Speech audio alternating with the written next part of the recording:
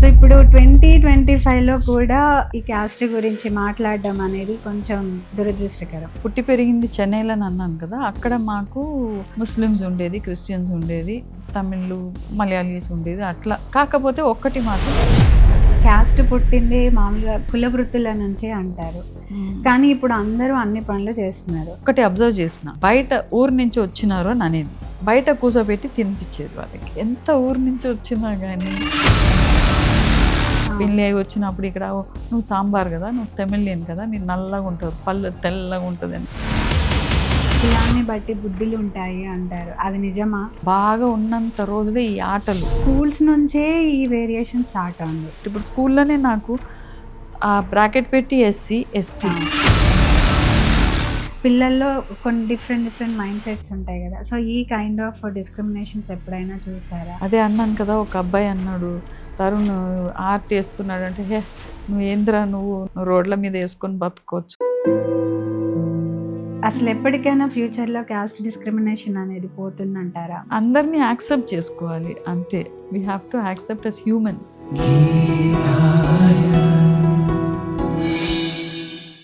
Hello అండి, నేను Maha. Welcome to Geetayanam. అందరినీ ఒకేలా చూడడం అది అందరికీ సాధ్యం కాదు. బయట లోపల ఒకేలా ఉండడం అది అస్సలే సాధ్యం కాదు. కానీ అలా ఉంటే లైఫ్ చాలా సింపుల్గా ఈజీగా ఉంటుందని అందరికీ అర్థం కాదు. అసలు అది పెద్ద పనే కాదు. కానీ దీనికి లైవ్ ఎగ్జాంపుల్ మన గీతా భాస్కర్ గారే. తను ఎంత సింపుల్గా ఉంటారో లైఫ్ని కూడా అంతే సింపుల్గా లీడ్ చేస్తారు. Hello ma'am. హలో మహా. అంటే నేను సింపుల్ అని నువ్వు అంటున్నావా? అందరూ అంటే అంటున్నారా? సింపుల్ ఈజ్ ఆల్వేస్ క్లాసీ కదా మ్యామ్. సింపుల్ అని అంటే మినిమల్ అని అనుకోరాదు అంతే. సింపుల్ అని అంటే ఇట్స్ ఈచ్ వన్స్ చాయిస్ అనమాట. ఇప్పుడు నీకు సింపుల్ అన్నది వేరే వాళ్ళకి గ్రాండ్గా అనిపించవచ్చు, ఎక్కువ అనిపించవచ్చు. సమ్టైమ్స్ యూనో అడుగుతారు అనమాట, ఏం సింపుల్ అది, ఇక చిన్నగా వేసుకున్న ఇది డైమండ్ కదా అని అంటారు కదా. కరెక్ట్. అట్లా అంటే మినిమల్, నాకు ఇది ఇష్టం, నాకు ఇట్లా ఇష్టం, అంతేగాని నేను సింపుల్గా ఉన్నానని చూపించుకునేదాన్ని కాదు. That's what I would like look to wise say. మీరు సింపుల్గా ఉన్నారు. అంటే కొన్ని సూట్ కాదు కదా. సో మీరు ఒక అద్భుతాన్ని లోపల దాచుకున్నారు, బయటకు సింపుల్గా ఉన్నారు. అట్లా లేదు. సో మ్యామ్, ఈరోజు మనం క్యాస్ట్ డిస్క్రిమినేషన్ గురించి మాట్లాడుకుందాం. సో ఇప్పుడు 2025లో కూడా ఈ క్యాస్ట్ గురించి మాట్లాడడం అనేది కొంచెం దురదృష్టకరం, కానీ తప్పదు, మన సొసైటీలో ఇంకా ఉంది. మీకు క్యాస్ట్ డిస్క్రిమినేషన్ ఉందని ఎప్పుడు తెలిసింది? అంటే నేను పుట్టి పెరిగింది చెన్నైలో అని అన్నాను కదా, అక్కడ మాకు ఉండొచ్చు అక్కడ కూడా. బట్ మాకు అంతగా మాకు తెలియదు. అంటే మాకేందనంటే తమిళియన్స్, తెలుగు వాళ్ళు, మలయాళీసు అట్లా. అంటే లాంగ్వేజ్ని బట్టి తెలుసు అంతే, వాళ్ళు స్టేట్ని బట్టి. సో ఇక్కడ ఉన్నట్టు అక్కడ ఉండదా అయితే? అంటే నేను అదే అంటున్నాను కదా, నేను పెరిగిన వాతావరణం నాకు తెలియదు. అంటే మా ఇంట్లో వచ్చి ఇప్పుడు బాలకృష్ణ నాయుడు, కేవీబీ నాయుడు అనేది రాసేదన్నమాట. అంటే తెలుగు వాళ్ళం అన్నట్టే అనుకునేది. కానీ ఈ నాయుడుసులనే ఈ గావరా నాయుడు ఒకటి ఉంటుంది, కాపు నాయుడు ఒకటి ఉంటుంది, కమ్మా నాయుడు ఒకటి ఉంటుందని నాకు తెలియదు. ట్రూలీ స్పీకింగ్ నాకు తెలియదు. ఇక్కడికి వచ్చినాకనే ఐ న్యూ అబౌట్ ఇట్. అంటే ఆ దృష్టిలో పెరగలేదు, గమనించలేదు కూడా. స్కూల్లో కూడా ఎట్లా అంటే ముస్లిమ్స్ ఉండేది, క్రిస్టియన్స్ ఉండేది, తమిళ్ మలయాళీస్ ఉండేది, అట్లా ఉండేది. కానీ అంతే ఇది లేదు. కాకపోతే ఒక్కటి మాత్రం సౌత్ ఇండియన్స్, నార్త్ ఇండియన్స్ అన్న డిఫరెన్స్ మాత్రం బాగా ఉండేది. నాన్ వెజిటేరియన్స్ అనేది వాజ్ అ బిగ్ థింగ్ అనమాట. అంతే, అంతవరకు బాగా తెలుసు. క్యాస్ట్ పుట్టింది మామూలుగా కుల వృత్తుల నుంచే అంటారు, కానీ ఇప్పుడు అందరూ అన్ని పనులు చేస్తున్నారు. అలాంటప్పుడు మరి క్యాస్ట్ సిస్టమ్ ఉండకూడదు కదా, మీరేమంటారు? అంటే ఇప్పుడు నేను కాస్ట్ గురించి తెలియదు నాకు అని చెప్పినాను కదా, నిజంగానే కాస్ట్ అంటే ఇప్పుడు నేను ఒక్కటి అబ్జర్వ్ చేసిన. అంటే నాకు తెలిసిన దగ్గర వాళ్ళకి బయట ఊరు నుంచి వచ్చినారు అని అనేది, బయట కూసోబెట్టి తినిపించేది వాళ్ళకి అన్నీ సెపరేట్ ఉండేది అనమాట. అంటే నాకు అది వాళ్ళు ఈ కులము వీళ్ళు ఈ కులం అనేది తెలియదు నాకు. బట్ ఊరు నుంచి వచ్చినారు, మేబీ వాళ్ళు వచ్చి అంటే వాళ్ళు స్టేటస్ తక్కువ కావచ్చు, అందుకనే వాళ్ళని లోపల పిలవకుండా బయట కూర్చోబెడుతున్నారు. అంటే పొలాలలో పనిచేసేటవాళ్ళు, ఊర్లలో పనిచేసేటవాళ్ళు అనేసి. బట్ అది మాత్రం నాకు హర్ట్ అయ్యేది. ఎంత ఊరు నుంచి వచ్చినా కానీ అంటే ఎంత స్టేటస్‌కు తక్కువ ఉన్నా గానీ, అంటే వాళ్ళ బట్టల్ని బట్టే మనం యూజువల్లీ డిఫైన్ చేస్తాం కానుకోని. కదా! నేను ఈ డిఫరెన్స్ ఎట్లా అంటే ఇన్ ద బట్ట అంటే గోయింగ్ బియాండ్ కాస్ట్ అన్నది గుడిలోకి పోయినప్పుడు కూడా ఐ హావ్ నోటీస్ దిస్ అనమాట. అంటే మనం ఎట్లా డ్రెస్ చేసుకొని పోదామో దానికి తగ్గట్టు వాళ్ళు ట్రీట్ చేస్తారనమాట. అట్లా అనుకున్నా నేను. తర్వాత ఇక్కడికి వచ్చినాక తెలిసింది నాకు. ఇట్ ఈస్ డిఫరెంట్, ఇది కాస్ట్ అది ఇది అనేది ఉంటుంది అనేది. సిస్టమ్‌ని మార్చే ఇవి లేవంటారా మ్యామ్ ఇప్పుడు? ఒక ఇన్సిడెంట్ చెప్తాను నేను. పెళ్ళి అయిపోయి తరుణ్ పుట్టినాక స్కూలుకు తీసుకెళ్తున్నా వస్తున్నాను. అక్కడ ఒక ఆమె హై పొజిషన్‌నే ఉంది ఆమె. నన్ను ఒకరోజు మామూలుగా మాట్లాడేటప్పుడు, "నువ్వు ఎందుకు తెలంగాణ ఆయన్ని పెళ్లి చేసుకున్నావు?" అంటే అయిపోయింది, పెళ్ళి అయిపోయింది, కొడుకుని స్కూల్‌కి తీసుకొని వస్తున్నాను. ఆ క్వెషన్ చాలా ఇర్రెలవెంట్ ఉన్నింది నాకు. It was funny also. కోపం కూడా రాలేదు నాకు. అంటే I just fell sorry for her. ఎందుకు అట్లా మాట్లాడుతున్నారు అనేది. అంటే ఇట్ డజంట్ మ్యాటర్ కదా, మనం ఎక్కడ ఉంటాం అనేది, ఏం కాస్ట్ అన్నది డజంట్ మ్యాటర్ అనమాట. It is an individual choice. నాకు ఇష్టం, నేను చేసుకున్నా, నేను okay, I'm going through it అన్నది. జనరల్గా మాట్లాడేదానికి ఎన్నో విషయాలు ఉన్నాయి కదా, దీని ఎందుకు పిన్ పాయింట్ చేసి మాట్లాడతారు అనేది నాకు చాలా వరకు అర్థమైందనమాట. కాస్ట్ బియాండ్ కాస్ట్ ఆల్సో ఇట్లా కూడా ఉంటుందా, ఇట్లా కూడా ప్రాంతాన్ని పెట్టి కూడా మనుషుల్ని డిసైడ్ చేస్తారు. పెళ్ళి అయి వచ్చినప్పుడు ఇక్కడ నువ్వు సాంబార్ కదా, నువ్వు తమిళియన్ కదా, మీరు నల్లగా ఉంటారు, పళ్ళు తెల్లగా ఉంటుంది అని, ఇటువంటిదంతా ఇట్ వాజ్ అంటే మన ఫోకస్ అంతా ఏదో చేయాలని అనుకున్నప్పుడు ఇవన్నీ దెబ్బలు తింటాయి, ఇవన్నీ హర్డిల్స్ అనమాట. అందుకనే నేను అది ఎట్లా అంటే ప్రతి ఒక్కరికి ఫీలింగ్స్ ఉంటుంది, బాధ ఉంటుంది. బియాండ్ దట్ మనం ఆలోచన చేసుకుంటూ ఇవి కాదు ఇవన్నీ రాని ఆన్సర్ వాళ్ళకి మళ్ళా మన ఫోకసే చెప్పాలి అన్నది. ఆ ఫోకస్ని దెబ్బ తిననీయకుండా we have to just go forward అని అనిపిస్తుంది నాకు. మనీ విషయంలో కొంచెం అటు ఇటుగా ఉన్నా కానీ పెద్దగా పట్టించుకోలేని క్యాస్ట్ గురించి అనేప్పటికీ ప్రతి ఒక్కరికి ఒక చిన్న ఈగో అనేది హర్ట్ అవుతుంది మ్యామ్. నేను ఒకసారి ఒక ఇన్సిడెంట్లో తరుణ్ చెప్పినాను, అరే పైసలు అంటే ఓకే సంపాదించవచ్చు, కానీ కాస్ట్ అంటే we cannot change. But money వచ్చాక కూడా క్యాస్ట్ కూడా పట్టించుకోరు మ్యామ్. మరి అప్పుడు అది గుర్తుకు కూడా రాదా? ఉంది, అది ఉంది. అమ్మ, పీపుల్ ఆర్ వెరీ స్మార్ట్. ఆ, money plays a very important role. అది ఎట్లా అంటే ఇట్ గోస్ అబవ్ ఎవ్రీథింగ్. అంటే ఇప్పుడు సిచ్యువేషన్ బట్టి, మనీని బట్టి, దాన్ని బట్టి వాళ్ళకి వాళ్ళే మెల్ట్ అయిపోతూ నేను నాకు అంటే చెన్నైలో లేదని అన్నాను కదా, తర్వాత ఇక్కడి నుంచి మా బ్రదర్ ఇన్ లాకు ఒక సంబంధం మాట్లాడేదానికి ఎవరో చెప్పినారనమాట, రెఫర్ చేస్తే నేను చెన్నైలో అడిగిన, వాళ్ళని పోయి కలిసి వాళ్ళ దగ్గర మాట్లాడినప్పుడు ఆవిడ ఏమని తెలుసా, షీ వాజ్ మై ఏజ్ అప్పట్లో. అంటే అప్పుడు ఐ వాజ్ లిటిల్ యంగర్ కదా. అమ్మ మీరు ఏ కాస్ట్ అమ్మా మీరు? ఎన్టీ రామారావు కాస్ట్ అయితే మనం ఇంకా ముందు మాట్లాడుకుంటాం స్ట్రైట్ అనింది ఇట్లనే. అబ్బా, లేకపోతే వద్దమ్మా ఇట్లనే అనేసింది. నువ్వు ఏమ్మా బాగున్నావా, రామా కూర్చోమా, మీరు ఎక్కడ ఉంటారు, ఏం లేదు. Then I came out, NT Ramarao caste అంటే ఏందది అనేసి. తర్వాత నాకు తెలిసింది డిఫరెన్సెస్. ఇప్పుడే ఇలా ఉందంటే ఇంకా అప్పుడు ఇంకా చాలా ఎక్కువ ఉండే ఉంటుంది. ఆమె ఏజ్డ్ అనమాట. ఆమె మైండ్ సెట్ని ఆమె పిల్లల మీద కూడా రుద్దుతుంది కదా. అవును. రేపు వాళ్ళ పిల్లలు వాళ్ళు ఎట్లా ఉంటారో అవన్నీ అడ్జస్ట్ కావాలి కదా, మైండ్ అడ్జస్ట్ కావాలి కదా. అందుకని నేను ఇవన్నీ ఇంత రిజిడ్గా ఉండొద్దన్న బుద్ధి ఉండాలి. నాకెంత కోపమే వస్తుంది. నిన్న మామూలుగా ఇన్స్టాలో కూడా ఇట్లా స్క్రోల్ చేస్తుంటే ఒక వీడియో వచ్చింది మ్యామ్. ఆ పాప పేరు గుర్తులేదు, 8th క్లాస్ అంట తను చదివేది. సో వాళ్ళ పేరెంట్స్ది లవ్ మ్యారేజ్ అంట, రెడ్డి అండ్ చౌదరి అని. కానీ నాకు చౌదరి అని వినాలని ఇట్లా అనిపిస్తుంది. సో నేను అందుకనే చౌదరి అనే పెట్టుకున్నాను అని. 8th క్లాస్కి అంతా ఎలా మ్యామ్? నాకు అది నిజంగా చాలా షాకింగ్ అనిపించింది అది చూసి. ఇట్ ఈస్ ఆల్ సూపర్ఫిషియల్ అనమాట. నువ్వు హోటల్కి పోతున్నావు, ఎవరు వంట చేసినారని తెలుస్తుందా? తింటావు కదా. నువ్వు సామాన్ ఓకే, హోటల్ పోయే అలవాటు లేదు, కనీసం నువ్వు పప్పు ఉప్పు తెచ్చుకునేది అది ఎక్కడి నుంచి వస్తుంది? ఎవరు పంట చేస్తున్నారు? దాన్ని ముట్టుకుంటున్నావు కదా, దాన్ని తింటున్నావు కదా, మరి ఆ ఎనర్జీస్ కూడా వస్తున్నాయి కదా నీకు. హాస్పిటల్స్ వరకు వస్తే బ్లడ్ మళ్ళీ చనిపోయినాక ఎవరు? నలుగురు మోసేటవాళ్ళు మాత్రం మన వాళ్ళు. కానీ అక్కడ పోయినాక అక్కడ సో ఇట్స్ అబ్సల్యూట్లీ రాంగ్ అనమాట, అబ్సల్యూట్లీ రాంగ్. ఇంటెన్స్ థింకింగే ఉండదు.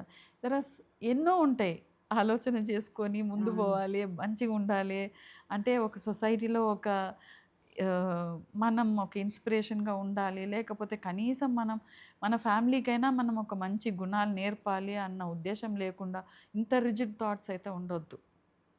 వాళ్ళకి పైసలు ఉన్నాయి, ఇంకొకటి వాళ్ళకి పైసలు ఉన్న వాళ్ళు, వీళ్ళు పేదవాళ్ళు, వాళ్ళతోని కలవద్దు, వీళ్ళతోని కలవద్దు, వాళ్ళ అలవాట్లు వస్తాయి, ఇవన్నీ ఉంటాయి అన్నమాట. కులాన్ని బట్టి బుద్ధులు ఉంటాయి అంటారు, అది నిజమా?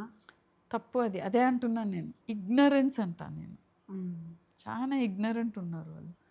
అంటే లైఫ్‌లో చాలా ఉంటది. ఇది మాత్రం కాదు ఇది కానే అదొక్కటే కాదు. ఫుడ్ పెట్టదు కదా! ఫుడ్ పెట్టదు. మళ్ళా 7 జన్మాలున్నాయని మళ్ళీ నెక్స్ట్ జన్మలో నువ్వు ఎట్లా పుడతావో తెలవదు. అవును. సో, ఇప్పుడు నువ్వు ఫార్చునేట్‌గా నువ్వు మంచి హై క్లాస్‌లో పుట్టినావు అనేసి you can't go on like that కదా! అది తప్పు అది. బాగా ఉన్నంత రోజులే ఈ ఆటలు.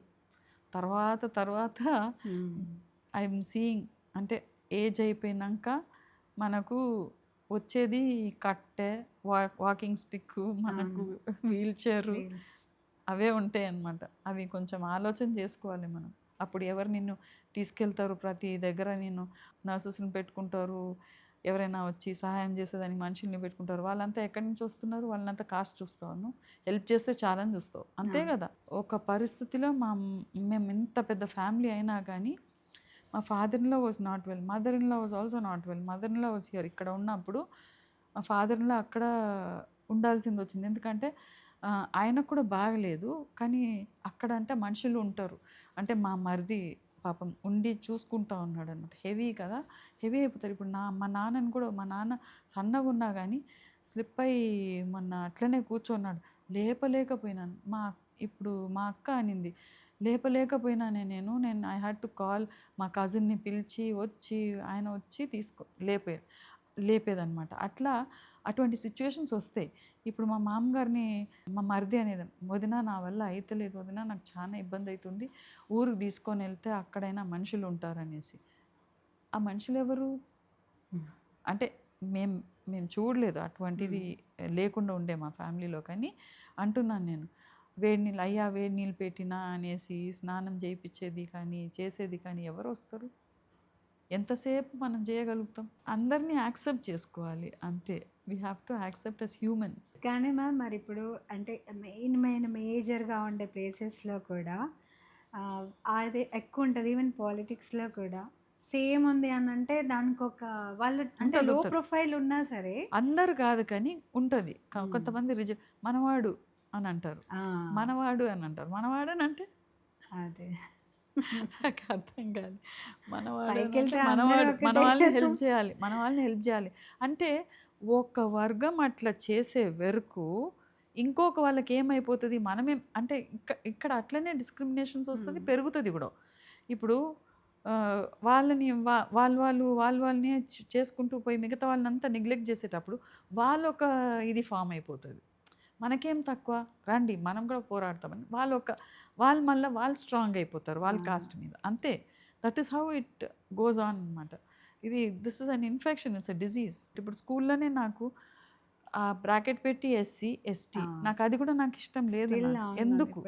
If you have to change something, what is it అనేది నేను అడిగినాను కదా. థీమ్ ఒకటి ఉంది. చాలామంది వచ్చి ఎడ్యుకేషన్ గురించి పెట్టినారు, చాలామంది కాస్ట్ డిస్క్రిమినేషన్. ఒక అమ్మాయికి ఫీస్ అనేది ఓకే, వాళ్ళు మామూలు ఫ్యామిలీ, ఓకే వాళ్ళకి హెల్ప్ చేస్తాం, నాకు తెలిసిన కాలేజెస్లో ఓకే రికమెండేషన్ తోటి హెల్ప్ చేస్తామని తీసుకుపోయినాం. ఆ అమ్మాయికి వచ్చింది సీటు, అమ్మాయి ఫ్రెండ్కు వచ్చింది సీటు. అయితే ఇక్కడ 65,000 కట్టాల్సింది వచ్చింది ఈ అమ్మాయికి. ఎందుకంటే కాస్ట్ని బట్టి. ఈ అమ్మాయికి కొంచెం అంత మామూలు ఫ్యామిలీయే, they cannot afford so much. తక్కువ అయితే it is a bonus for them, వేరే దానికి ఏదైనా వాడుకోవచ్చు ఆ పైసల్ని. ఇంకొక అమ్మాయి వచ్చి కాస్ట్ని బట్టి 5,000 అయింది. What are difference? 65 ఎక్కడ, 5 ఎక్కడ? క్యాస్ట్ పెద్దదైతే డబ్బులు కూడా ఉంటాయమ్మా, చాలా మంది దగ్గర లేవు కదా మరి. అంటే స్టేటస్ అనేది చూస్తుంటే అంత ఓకే, హ్యాండ్ టు మౌత్ వీళ్ళకి నడుస్తుంది, ఓకే ఫైన్. ఎక్కడనో ఒక దగ్గర we have to think on that కదా. మా జనరల్‌గా నువ్వు ఈ కాస్ట్, ఆ కాస్ట్ అనేసి పడేస్తే మాత్రం ఇట్ ఇస్ నాట్ రైట్. ఇవాళ రేపైతే పిల్లలు of course it is getting out అనమాట. అంటే మనం దీని మీద మనం ఎక్కువ డిస్కషన్స్ పెట్టాల్సిన అవసరం కూడా లేదు. ఎందుకంటే coming generations they are all different. ఎంత వాళ్ళు ఇన్‌ఫ్లూయెన్స్ అయ్యి ఉన్నా కానీ దే ఆర్ థింకింగ్ డిఫరెంట్‌లీ. ఎక్కడ అంటే ఒకవేళ సరిగ్గా బిహేవ్ చేయకపోతే, ఒకవేళ మనం అంటే మనకు తగ్గట్టు మన వేవ్ లెంగ్త్‌లో థింకింగ్ లేకపోతే అప్పుడు యూ కెన్ డిఫరెన్షియేట్. ఓకే, వీళ్ళని ఇంతవరకు మనం ఉంచుకోవాలి, ఇంతకంటే ఎక్కువ మనం తీసుకోవద్దు అనేది. స్కూల్స్ నుంచే ఈ వేరియేషన్ స్టార్ట్ అయింది. ఇది. అప్పుడు మరి ఇక్కడే ఎందుకు కట్ చేయకూడదు మ్యామ్? చిన్న స్కూల్ నుంచే స్టార్ట్ అయ్యింది. స్కూల్ నుంచి ఆ సిస్టమ్ కొంచెం తీసేస్తే బెటర్. ఇప్పుడు తీస్తే లేదా మేము ఇంత మాకంత కాదు, మాకు గవర్నమెంట్ సపోర్ట్ ఉండాలి అంటే గవర్నమెంట్ సపోర్ట్ ఉండాలి అని అంటే గవర్నమెంట్ సపోర్ట్ కూడా ఎట్లా అంటే ఒక్కసారి వెరిఫై చేసి కాస్ట్ పరంగా కాదు, వాళ్ళు ఎంత ఎట్లా ఉన్నారు ఏంది అనేది కొంచెం అంటే ఇట్ ఈస్ వెరీ డిఫికల్ట్ అనమాట. It's very difficult. అందుకని ఈజీగా ఇట్లా కాస్ట్ అని పెట్టేస్తున్నారు అనమాట. అది తప్పు. అది in the long run it works, it hurts a lot. అంటే ఎక్కడ ఏ రేంజ్కి మనం డిఫరెన్షియేట్ చేస్తాం చదువు అనేది కాదు ఇంకా. అంటే ఆ ఒక మ్యూజిక్ ఫీల్డ్లో కానీ దేంట్లో అయినా కానీ we just put them aside కదా. తప్పు అది. అంటే మీరు టీచర్గా చేసినప్పుడు కానీ ఇప్పుడు స్టిల్ కానీ పిల్లల్లో కొన్ని డిఫరెంట్ మైండ్ సెట్స్ ఉంటాయి కదా. సో ఈ కైండ్ ఆఫ్ డిస్క్రిమినేషన్స్ ఎప్పుడైనా చూసారా మీరు? చూసి ఉన్నాను, చాలా వరకు ఉంది, చాలా వరకు చూసి ఉన్నాను నేను. అంటే బయస్డ్ ఫీలింగ్ అన్నది బాగా ఉంటుంది, లేదని.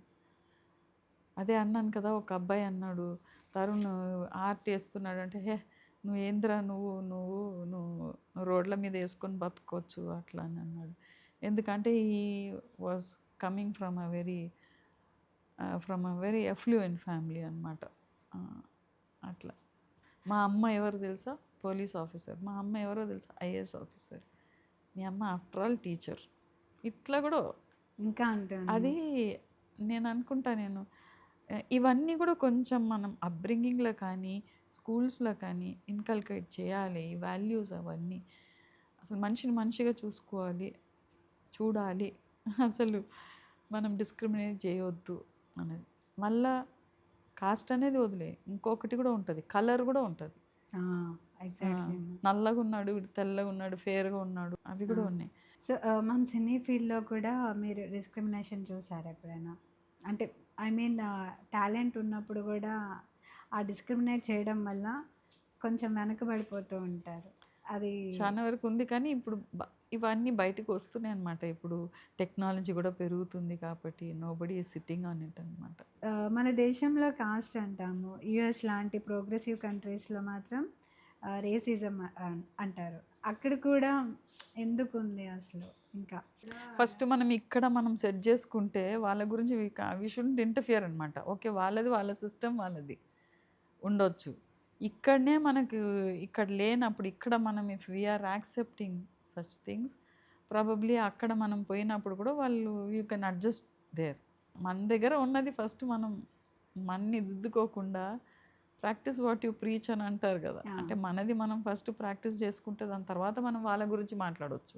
అసలు ఎప్పటికైనా ఫ్యూచర్లో క్యాస్ట్ డిస్క్రిమినేషన్ అనేది పోతుందంటారా మన దేశంలో? మాట్లాడాలి. నేను ఎప్పుడు అంటా కమింగ్ జనరేషన్స్ పిల్లలు మీరే మాట్లాడాలి అని అంటాను నేను. మీరే మాట్లాడాలి. మన ఫ్రీడమ్ అంటాం.